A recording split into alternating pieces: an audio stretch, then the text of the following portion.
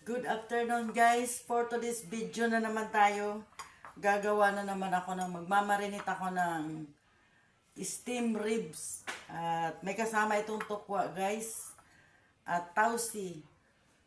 Imamarinate ko lang siya at i-re-rep ko siya ng hanggang magdamag. At bukas ko na ang luto nito guys.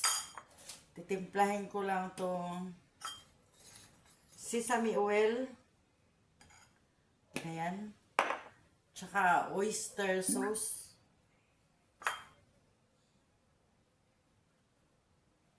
Pang marinate sa kanya guys. At konting toyo.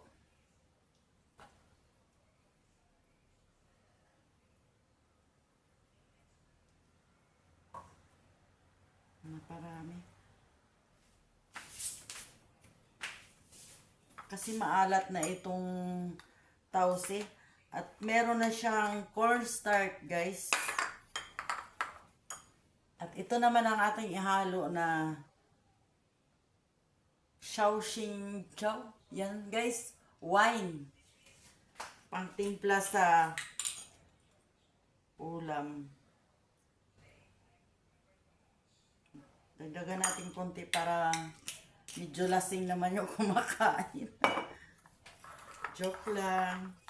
Ito guys ang ating imamarinate dito.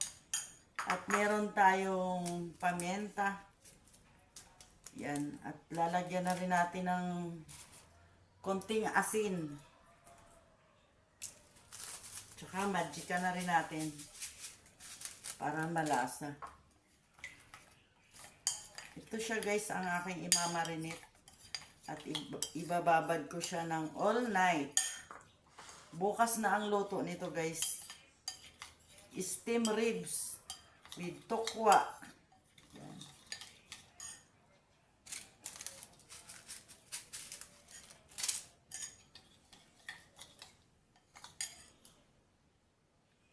Buhos na natin siya. At i-mix na natin siya guys. Sayang. Ito na siya guys. At lalagyan natin siya ng ano yan?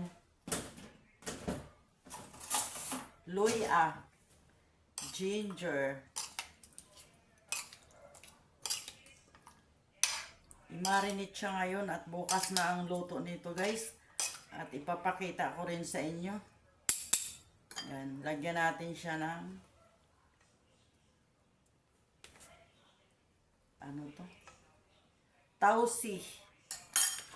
Sama na natin yan. Para mabango.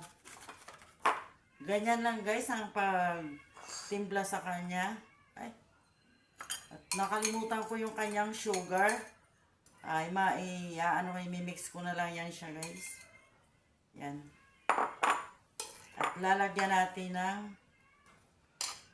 konting sibuyas. Yung dahon ng sibuyas guys, ayan. I-steam ko na ito siya bukas guys. Kasi kailangan pa natin siyang ibabad.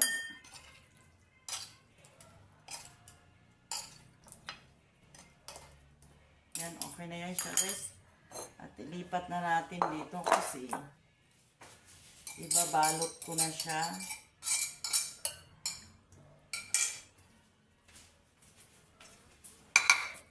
Yan. Ibabalot na siya at ilagay natin sa rep. Thank you for watching guys. Bye bye guys. Good afternoon.